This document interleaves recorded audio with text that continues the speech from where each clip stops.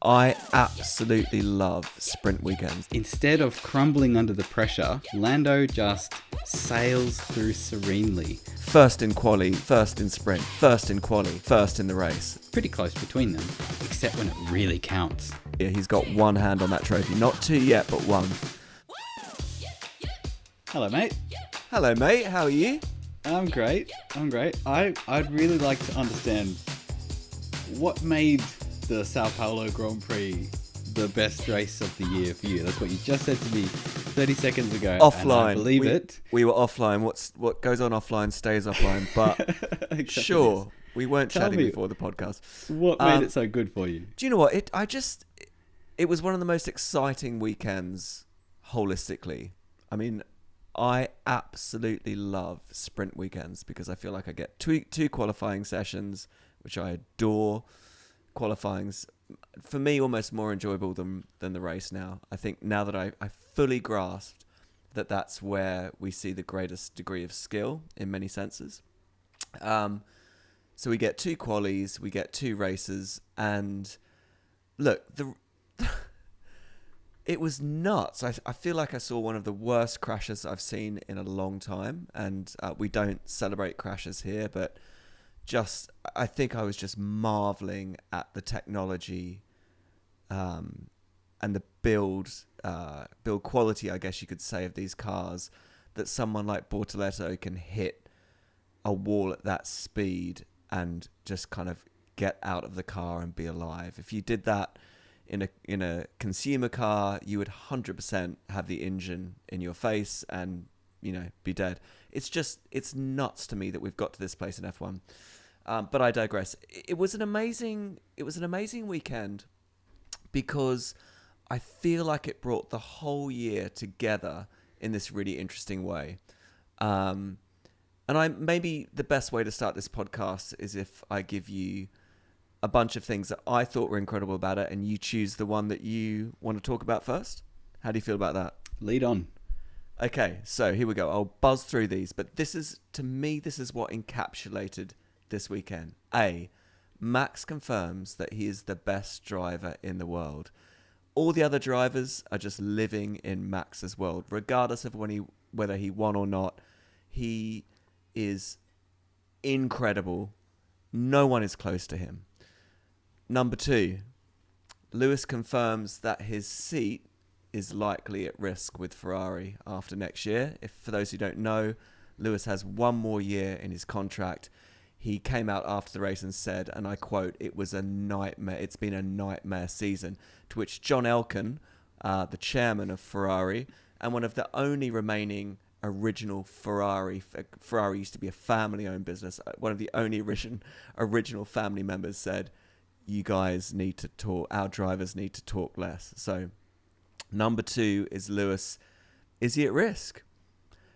Number 3, Antonelli confirms that he has found form and that he was worth the risk. And when you think about the story of Antonelli, a rookie going straight through to a top-tier team, insane risk on Toto Wolff and the Mercedes team. But I think this weekend, with a P2 in the sprint and a P2 in the race, he proved that he's got what it takes. Lando confirms he's found his zen. What a change in this guy. He's worked with his team to fix his car, and he's sorted out his head. I can only describe him as just a zen person now, from an anxious, apologetic, kind of self-castigating character. We now have a Lando who's just, first in quali, sprint quali, first in sprint, first in quali, first in the race. He is back, and as we talked about earlier, he's got one hand on that trophy. Not two yet, but one. And then finally, one that you won't want to talk about, but the constructors is heating up. And I know you're not interested, but I think it's worth talking about. What do you choose? Mate? What do you want to jump into first? All right. Well, let's definitely put a pin in the constructors. We'll save that one for later in the pod. Sure. I'm happy to do that one last. So I've been thinking about this a lot since finishing watching the GP, and I think you actually need to take Max and Lando as a combined topic, And I think it's not just the one or the other, but they have this intertwined relationship. And this year's really brought that to the fore, where I take it slightly differently if you'll give me a bit of rope. Last year at Sao Paulo, we saw Max win with an incredibly superlative drive coming back from P17 to win the race in treacherous conditions, Lando making many mistakes going off and essentially failing to capitalize on his pole position. To this year, Max starts from a similarly poor position on the grid and is able to work his way up through the field, overtaking drivers like it's nothing. And instead of crumbling under the pressure, Lando just sails through serenely, while other drivers are spinning off in the sprint race at that treacherous turn 3. He just, smooth as butter, is able to make his way from pole position to the top step of the podium. And so whilst we have this context of Verstappen being the sort of the spanner in the ointment or the fly in the wheel, whatever the joker in the pack you want to throw in, the joker in the pack is what we've called him, and he's shed that moniker, and he's a true title contender, although it's challenging. But Lando has found his mojo, he's found his edge. He's no longer the driver that gets pole position but throws it away on lap 1. He's found his way to cut through the noise. I think he said in one of the interviews, just ignore what everybody says about me, and that's my way forward. Lando and Max, they are the yin and the yang almost of F1 this year, and it's amazing to watch them duke it out and find their way towards the culmination of what has been a truly epic season. So I think those two, they're intertwined, but I think at the risk... No, I won't go that way. Let's not let Max overshadow what was a almost perfect weekend from Lando. And let's just dwell in a little bit of Lando praise for a little bit, mate. I think that'll make you the happiest. How about we start there? Yeah, I mean, yeah, it was a perfect weekend. You don't get more perfect than qualifying twice first and then converting that into two P1 positions, podium positions. There's a lot to talk about with Lando in terms of what's happened. He's made it clear. And I think in the same way that you talked about Max and Lando having this intertwined story, surely we can say that Piastri and Lando have this intertwined story. Lando has worked with his engineers and his team to get that car to a place where it's super comfortable to drive. It's not perfect, and all the others, the pack are catching up, and the Red Bull has shown pace against it.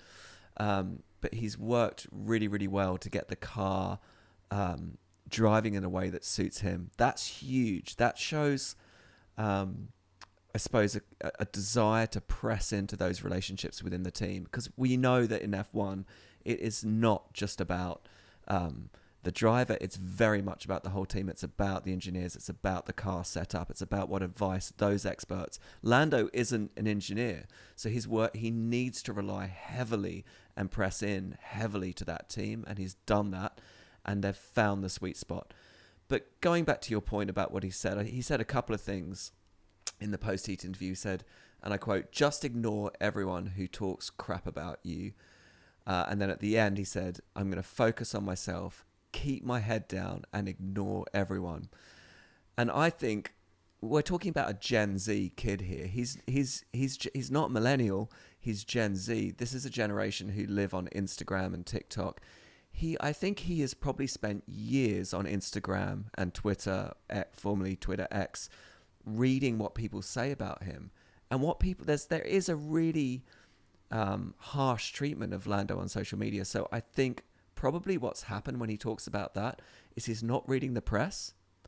His personal coach, his life coach, has probably told him, "You are not allowed to look at social media anymore." That's what I feel has happened. He is disconnected from what other people have to say about him in the press and on social media, and he's like got his head straight. And he also he wins this race after this perfect weekend.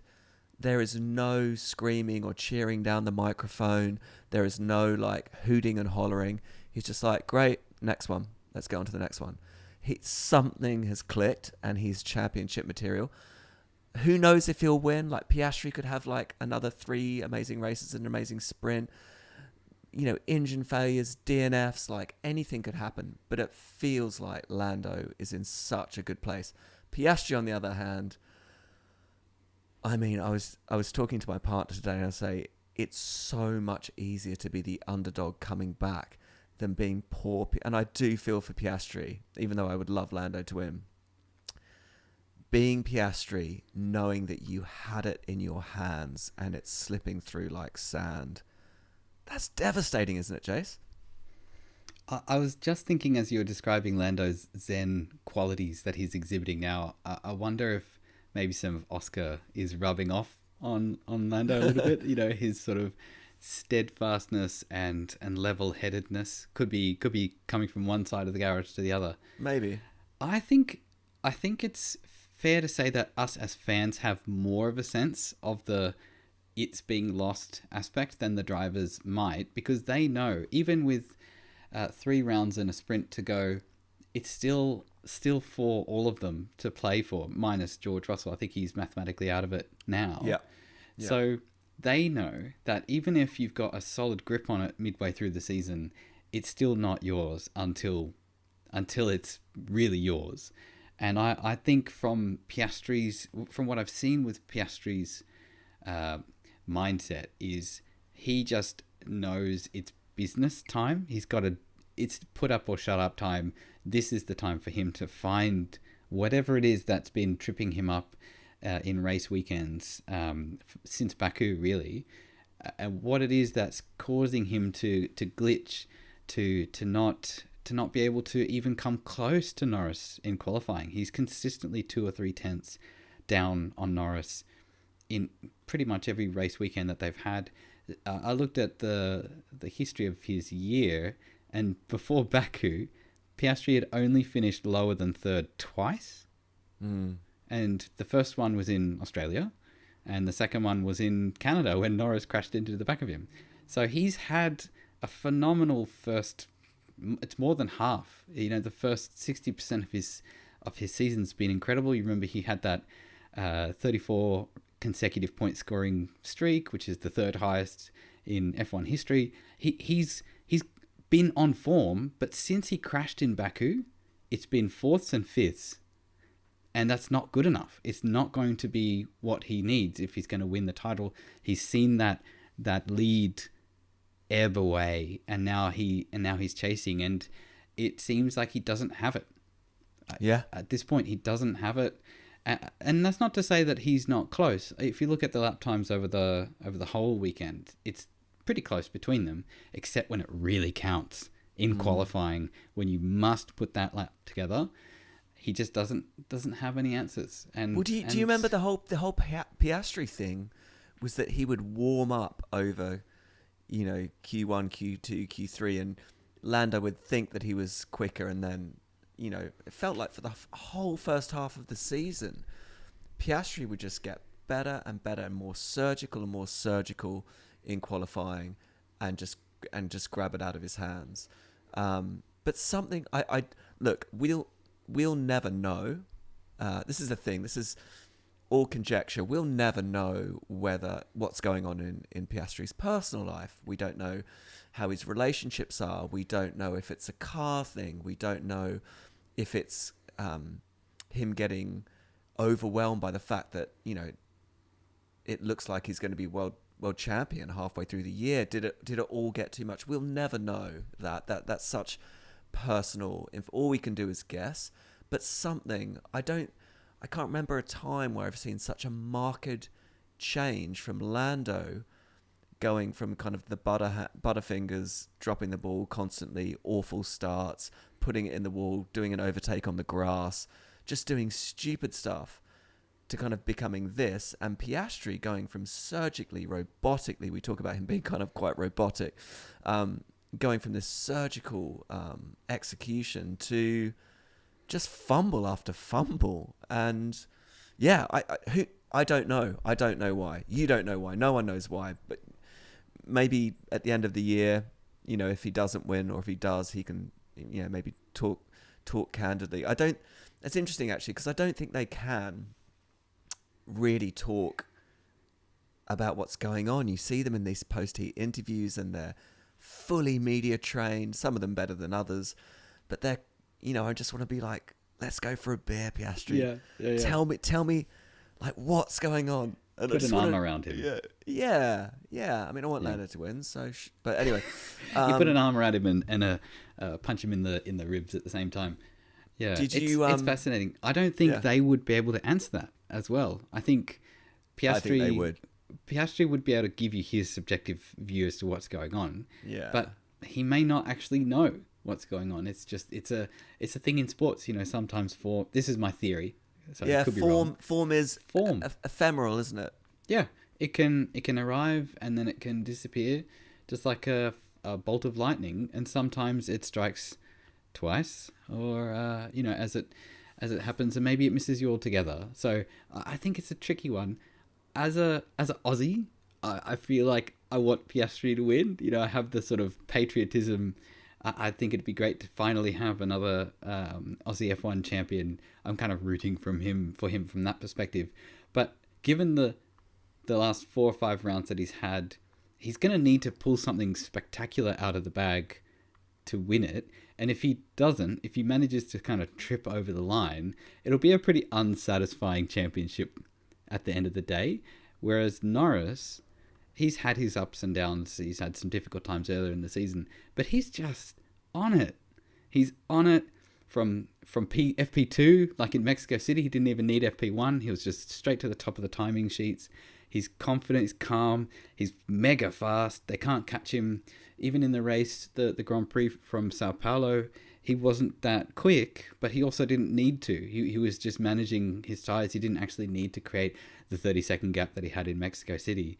He ran his race and he won comfortably. And he's got the form. The form is smiling on him, and he's looking ever so likely to take that championship. Now, the question then comes down to, what can Max do about it? Nothing. Absolutely nothing. The soundtrack from Jaws is coming up from behind. What can Max do to disrupt this? He can't do anything. He hasn't given up. He can't do anything. He can't do anything now. Like it would take DNFs. It would take a lot for him to do it now. It's I don't know. It's one in 1,000. I just not with Lando on this form. No, it's not going to happen. But it doesn't matter, because this is, you know, Max is 4 times world champion, and I would say that yesterday he showed that he is still by far the best driver in the world. Can we talk about what happened to the guy? So his car was really, really not working in qualifying or in the sprint. It just wasn't working. I don't know. You'll probably have the stat here, but that was the first time Max has been out in Q1, the first session of qualifying. For those listening, 3 sessions of qualifying. The first 5 go, the next 5 go, and then you're left with the final 10. I can't remember a time without an engine problem or something where Max was out. So he was out in Q1, which means something was wrong with his car. I do have an interesting stat for you. We can take a little look down memory lane. The last time that he got knocked out in Q1 in qualifying was in 2021 in Sochi. And 2021 in Sochi, he had so many penalties. It was the race following the Monza race, you know, the one where he landed on top of Hamilton's car. It was the very next race. And so he had grid penalties for causing a collision, and he also took new engine components. So he just had so many grid penalties. He didn't even bother setting a lap time in qualifying. So he was P20 on the grid. Yeah, there's no point in setting a lap time. So this is Max Verstappen starting P20. This is the very same race where Lando threw away what could have been his maiden victory by yelling at his race engineer that he wanted to stay out on slick tyres when the rain was coming in towards the end of the race. And he slid off track, and Lewis Hamilton got past him, and that was his 100th victory in F1. So that was a pretty wild day. Hi there. I hope you're enjoying the episode so far. For silly technical reasons, we lost the middle part of our recording, which is very annoying, but I'll summarise in brief. Gavin was expressing the view that Max Verstappen is hands down the best driver on the grid at the moment, and he continues to set a new bar for the other drivers to try and emulate in their careers. And the Brazil Grand Prix was a sterling example of this. So I'll make sure we sit down with Gavin at some point in the near future so we can expand on that, Max's superlative drive from the Sao Paulo Grand Prix, and we'll give him his due. But for now, let's get back to the episode where we're discussing the Mercedes drivers, their dynamic between Kimi Antonelli and George Russell. Let's get back to it. So I'm going to stop you there because I think the analogy that you've given is absolutely incredible. It's like George Russell is kind of the head boy at a private school, but if you pick up from his accent, he actually doesn't have a private school accent, but he's got this kind of way about him with the kind of the coiffed hair and well done, Antonelli. Let me show you the ropes here. You might have noticed that I'm the team leader here now since Hamilton's gone. So, follow me. I'll show you where the lockers are. I'll show you all your kit. Obviously, you're very young, so you don't really know much, and it's probably very overwhelming. This is the vibe that he gives. Is that accurate to you? Oh, that gives me the ick through the screen. You just really George is the ick. I think last time or one of the recent episodes you said he was the most annoying person in F1, and I think that's it. He's the head boy. He was for a time the president of the Grand Prix Drivers Association. Yes. That Russell has this self-identity as being the one who's the leader, the one who's been elected. He's the chosen one. So Antonelli can really mess with that narrative by coming along and outperforming him. It's one thing to be the leader when you're comfortably 3 or 4 tenths ahead of your rookie teammate who's having a bit of a tough season. He's having some crashes and some of those race-ending moments. But when Antonelli is actually on pace or faster than you consistently, it really gets in his head. And so I do think it's a big part of why in the Mexico City Grand Prix, Russell was on the radio straight away saying, I need to get ahead of my teammate because I've got pressure from behind. Clearly, I'm so much faster. And then to see Antonelli just thrive, finally thrive and perform consistently throughout what is not an easy track. He's never driven here before. He's got all this pressure on him from the world's media and from Mercedes, and the pressure he puts on himself to perform. He even said he was annoyed to be finishing second. He really wants to be finishing first. That's his goal. He's so hungry. That's it. So to watch him actually achieve success, it's a beautiful thing. And you know how you mentioned that he'd been able to hold off Verstappen towards the end of the race, and maybe with a strategy change, Verstappen might have been able to get past him. But one of the things that I loved about Antonelli when watching him in the junior categories was his ability to soak up pressure. And so in the last 10 race laps, I was thinking, here you go. Here's your time to shine. It's not just about finishing second. It's about keeping this once-in-a-lifetime generational talent Max Verstappen behind you, and he pulled it off. It was beautiful. Beautiful moment. I was so proud. And the amazing thing is, I think actually Max would have been proud of him too. If you've noticed, a lot of the sort of behind-the-scenes media around Max has been about him playing a kind of mentor role with some of the younger drivers, the rookies in particular. And he's been doing that with Gabby Bortoleto, and he's been doing that with Kimi Antonelli. And I was chuckling at some footage I saw of him where he was next to Antonelli and someone came and took Antonelli away. Antonelli had some other obligation.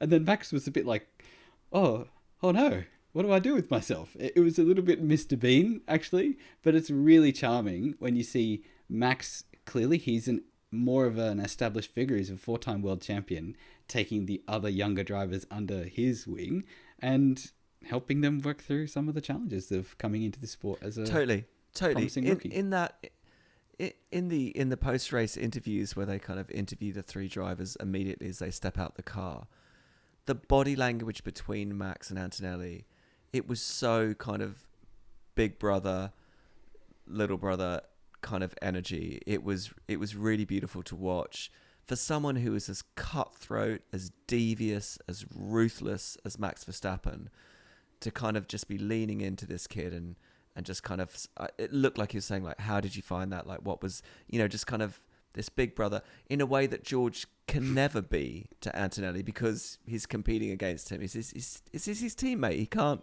be like that. He doesn't want to tell him anything, really. He doesn't want to tell him how to.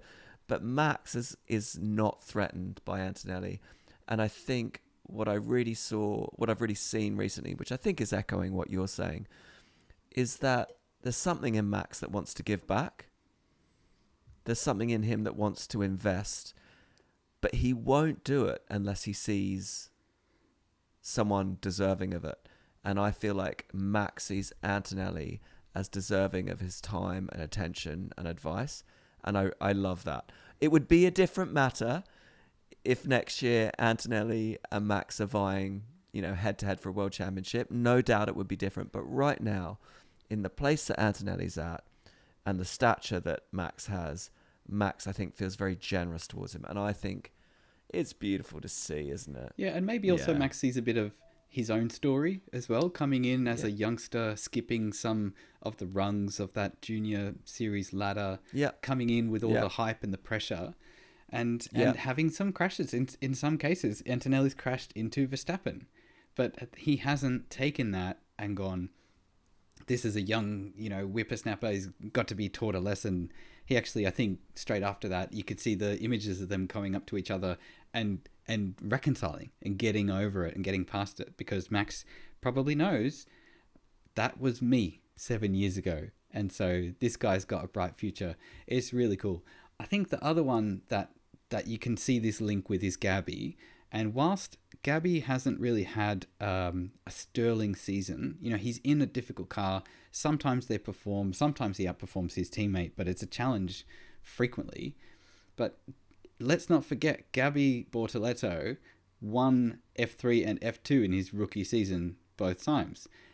Max sees similar qualities in Gabriel Bortoleto as well, and you hear them talking about them doing sim racing, in their spare hours.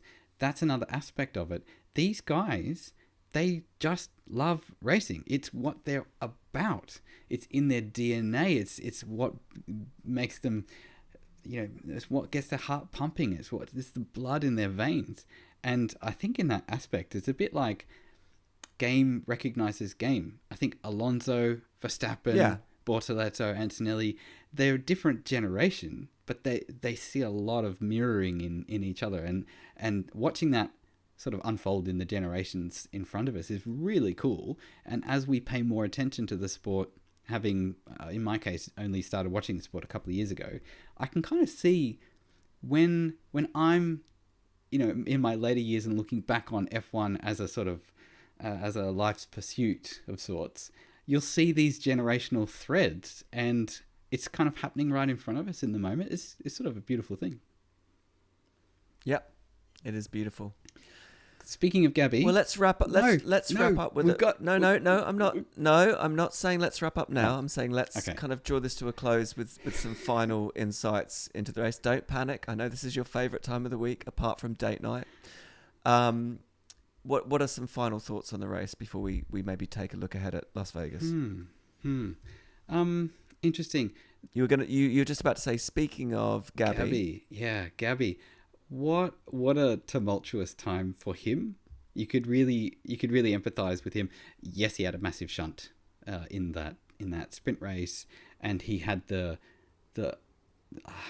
ignominy of failing in front of his country, in front of his family, in front of his friends on a global stage. That's awful. And in both cases, it was a crash that probably could have been avoided. But, I think it's one of these things where you see drivers crash and shake themselves off and get back into the cockpit and go again. And that's just a part of racing. Overtakes are a part of racing. Tire degradation is a part of racing. Occasional crashes is part of racing. And you just have to dust yourself off, pick yourself up and go again. And the thing I'll like to note about that incident for Gabby is that he actually is in pretty good company. There's quite a few very successful Brazilian drivers who have crashed out or retired from their debut Brazilian Grand Prix, including Ayrton Senna and Nelson Piquet, both of whom have 5 world championships between them. And then Felipe Massa, who almost had a world championship in 2008, and then Rubens Barrichello. They all retired from their debut Brazilian Grand Prix. So he's in good company. That's a bit spooky, isn't it? That's a spooky stat. Any Brazilian drivers going out for their first drive around that track to know that the odds are very much not in their favour of finishing that race. Wow. But it could be a portent for some success in the future. Sure. Yeah, I'm sure that will comfort them. I'm sure that will comfort Gabby Bortoleto right now. Hopefully you're listening, Gabby. We feel that this just means that you're going to be a world champion. It's a guarantee. It's guaranteed. Do you know, just coming back to Kimi just for one, he's still got that rookie energy. I'd like to talk a little bit about him closing the door on Piastri, which again it was basically a 3-1. You had Leclerc on the outside of the corner. Poor Charles Leclerc, the most handsome and charming man in F1, just minding his own business on the outside corner. He had Antonelli in the middle, and Piastri saw a gap, came kind of flying towards it, and Antonelli closed the door, so to speak. Probably, I guess if you're an Antonelli fan, you'd be like, Antonelli did nothing wrong. If you're a Piastri fan, you'll be livid because it actually really felt like Antonelli moved across the road and didn't give him the room to get through and give him space. And there was a lot of debrief about this, but I don't know. It feels like with Antonelli, he's clearly gifted. He's clearly got a very strong chance of being a world champion one day if he continues down this road of improvement and development. But there's this rookie energy, and I felt for Piastri in that moment because, I think he should have left him some room there, and it basically ended up with Leclerc out of the race and Piastri getting a 10-second penalty, which put him kind of way back and robbed him from crucial championship points in his fight against Lando. That felt like rookie energy to me. I so agree. And when you think about the race in Circuit of the Americas, where Sainz tried a similar opportunistic move up the inside and Antonelli closed the door on him, I think at the time I remember thinking, just because in the rules you're allowed to, because the driver on the inside hasn't reached the point of owning the corner, doesn't mean it's the good decision to make at the time. You can be in the right and still be in the wrong. Those two things can be possible. And that's exactly right. I agree. I think it's a rookie mistake. It's something that he'll learn from. These experiences will colour the future racer that we see in Antonelli. He was incredibly lucky that Charles was there on the outside to kind of keep him on track, and he was able to then continue the race and finish second. So from Antonelli's perspective, he got really lucky. And the other thing about it is it was the virtual safety car restart that he flubbed. That was the reason why he was in that under pressure situation. Yes, it was. Because Lando got the jump on him with the virtual safety car restart. Was it? No, it was a safety car restart. And so Lando got the jump on him, and he had all of a sudden Leclerc and Piastri alongside him practically. So that's something that he'll need to think about, how to make sure that he's he's not under such pressure in the future and do a better job of the restart process. And that is actually something that he's not a rookie at. There's plenty of accidents that happen in the lower formula, and he would have had lots of experience of safety car restarts. So that's something that he needs to work on. But Leclerc, possibly the unluckiest man this year, maybe science notwithstanding, he was just going around the outside, leaving plenty of space, and then all of a sudden, he just doesn't have a front left wheel anymore. I don't know. He just had this very unhappy time in Sao Paulo this weekend, and some of it affected his teammate, and they both ultimately left with no points. So, nothing. Go figure. What are you supposed to do? And then you have the chairman, John Elkann, saying, "Do your talking on track, guys." It doesn't take long for a Ferrari driver to look very broken, does it? This is kind of a sad reality of Ferrari. There's just something about Ferrari that it's been a meat grinder for drivers' self-esteem for so long, and they've got this prestige, and Lewis, before he joined, was like, it's my childhood dream to drive Ferrari. Well, here's your childhood dream, Lewis. It sucks. It's turned into a nightmare. And yeah, as he said yesterday, and let me just say this: you don't go on camera and say your season's been a nightmare. Like, you don't do that, Lewis. I didn't hear what Leclerc said. It seemed like Elkann was addressing both his drivers, saying, you guys need to talk less. In other words, shut up. Stop defaming our team. Stop. I'm sorry that you're having a hard time. I'm sorry that we're not giving you the car that you need. We're trying. There's hundreds of people across the world working on giving you the best machinery. Don't go on like a spoilt brat and say, it's been a nightmare. Like, I just find that kind of, it's so self-indulgent, and it's actually really disrespectful to a team that are doing their very best to get you to win. And that stuff should be said behind closed doors in briefings if you're really upset about what the team's doing. But yeah, so I'm with Elkann on that. I think, don't get all kind of depressive on the TV screen. It's not going to make you feel better. It's not going to make you race better. Just deal with it, behind closed doors. Yeah. And the funny thing is, Hamilton and Leclerc are much closer on pace in the last few rounds.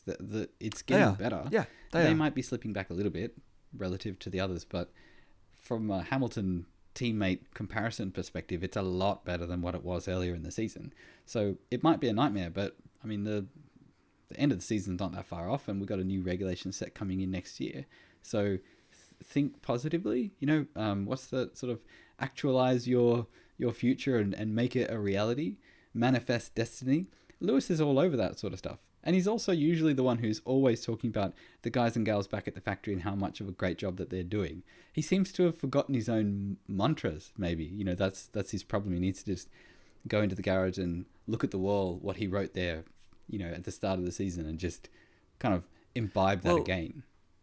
Well, Jace, just because you've read a load of self-help books and because you've got some kind of tattoos of kind of Mother Nature and the solar system on your body, doesn't mean you've actually learnt the lessons that you're talking about, which is how to, what do we talk about with our kids? All the gentle parenting stuff is like, your kids can't manage their emotions. They can't regulate. They can't regulate their emotions. They haven't got the maturity as 2 or 3 year olds to regulate what's going on in their brain. Lewis needs to transition from kind of all the self-help Instagram posts, like going for a run in the morning, loving life, like, you're going to win today. You need to actually live that out. If that's what you really believe, you need to live it out. So it's all very well saying all that stuff when you're winning, kind of 7 years in a row, but you need to be able to say that same stuff when you're losing.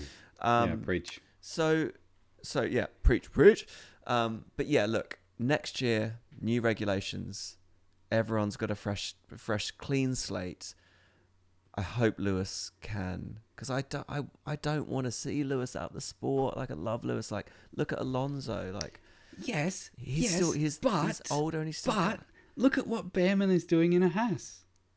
If cost of Bearman's success is Lewis moving on, it might be worth it.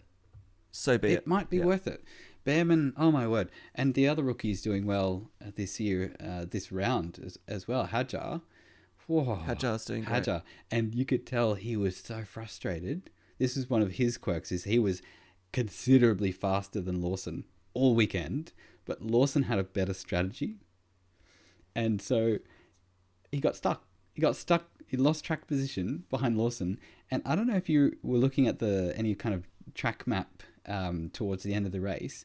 From Lawson down to, I think it was Sonoda, it was like a safety car restart, because Lawson was being the head of that train and none of them could get past him, but they're all really compressed on track. Normally at the end of the race, they've all spread out. There's usually, 5 or so seconds between drivers. But at the Grand Prix on the weekend, the end of the race was actually quite thrilling for everything from P7 down. It was quite spectacular. And Hadjar was fuming. He was fighting with his engineer. If you caught any of the broadcast talking about that, where he was saying, "Stop shouting at me," this is the worst strategy. How did we get undercut? It's so terrible. He was going off. That's the Hadjar that I remember from F2, not this kind of cool, chill, happy-go-lucky guy. He's a bit like a Jekyll and Hyde figure. It was amazing. So good, man. Listen, if I was going to summarize my kind of feelings about the rookies of this year, and I leave Bortoleto out because the poor guy is clearly a great driver but's had a terrible year. Isaac Hadjar gets the award for Mr. Consistency this year. It's not every race has gone his way, but he has shown, like, I feel like if you did a graph, he's consistently committed, consistently fast, and if things go his way, he executes. So I'd call him the most consistent rookie. Antonelli has had the comeback story, a bit like Lando's. I think their story this year has been similar. Really rough European legs, rough first half of the season, but he's kind of come good. And who else were we talking about? Ollie Bearman. Ollie Bearman's kind of almost just at the very end of the season showing that I genuinely think, I'm sure you do as well, but I think Ferrari would be thinking, if Hamilton doesn't get to grips with this new car next year, Ollie's got to be a consideration for that seat. Speaking of seats, so how many have we got? How many have we not got filled? Only Yuki's, only the Red Bull seat. Yeah, I think that's the last one on the grid. So are we predicting Hadjar to Red? Are we still feeling Hadjar to Red Bull alongside Max? What else is there? Yuki out of the sport. That's what I think. Out of the sport. Although, so who are they going to put in? Who are they going to put in the racing board? Lindblad, Arvid Lindblad. He'll get promoted from Lindblad too. Interesting. Yeah, so another rookie coming in. That's kind of cool. Yeah, I don't know. They might keep Yuki around as a kind of test and reserve driver in a similar way to what they did with Ricciardo when he was booted out of McLaren. I think it was end of 2022. So Yuki might stick around for a bit, but he's had the opposite of a story compared to Antonelli, and he had a pretty rookie error on the weekend as well, spinning around Lance Stroll, saying, "I didn't have any contact. What's the penalty about?" That was poor form, and he's nowhere near Max, except when Max gets knocked out in Q1, which happens once in a blue moon. Only then is Yuki actually kind of on par with Max. Yeah, where did Yuki qualify? Did Yuki qualify ahead of him? Where did he qualify? He qualified 17. Are you sure? Yeah. I've got 19 here. Well, Verstappen was 19 because he started from the pit lane. He obviously so he qualified at 19, but then got bumped up just because Max had a new engine. And Verstappen, yeah, there you go. So Yuki, he's not coming to grips with that car, no matter what he says. No. It's all he wasn't that bad in the racing ball, was he? No, that's where he belongs. That's where he belongs. But he's not. But you don't think you don't think they'll flip him? No, he's gone? I think they've done that enough times, and they've seen that it hasn't really worked out. Plus, I think they just look into the future. It's about Lindblad bringing in new talent, And Yuki, I guess he's connected with Honda, and Honda's no longer connected with Red Bull. So I don't see him sticking around next year. That's true. Bit of a shame. Right, we really need to wrap this up because we have talked at you, good listeners, for probably an hour now. It's been a joy. I think it deserved that amount of time because I do think it was one of the best races of the year. Jace, next race. Excited? So excited. This is the only race in this part of the calendar which is a daytime race for us Aussies. So yes. I am so stoked, which is great. And it's not a sprint race, which is great because honestly, I love the sprint race, but there's kind of too much going on. It's a bit hard to keep track of it all. Whereas when there's just classic regular Grand Prix, it's a bit more sedate. So I kind of like that. Vegas, it's an interesting circuit. I'm not sure it's grown on me yet. I'm biased against street circuit, but what do you think about the layout? Do you think it lends itself to good racing? I think so. I just look. There's something about Vegas. Love it or hate it. I'd kind of zoom out from the track layout for me and just say the vibe of the races in America. They're so gargantuan and opulent and silly. Max absolutely hates it, I think, for that reason. But I think it's fun. I think street circuits, I agree with you, we don't need any more of them on the calendar, but I think it feels exciting and fast because you're hemmed in. I think the vibe of Las Vegas is, it's gauche and it's over the top, but it brings a certain energy. I'm up for it. You're going to put your bets all bets on red. all bets on orange. All bets on orange. If only they had orange on that roulette wheel. This was the race last year where Max clinched his 4th title. Yeah, but it's not possible this time round for Lando. But it does look like it's inching ever closer. Last year Mercedes finished 1-2.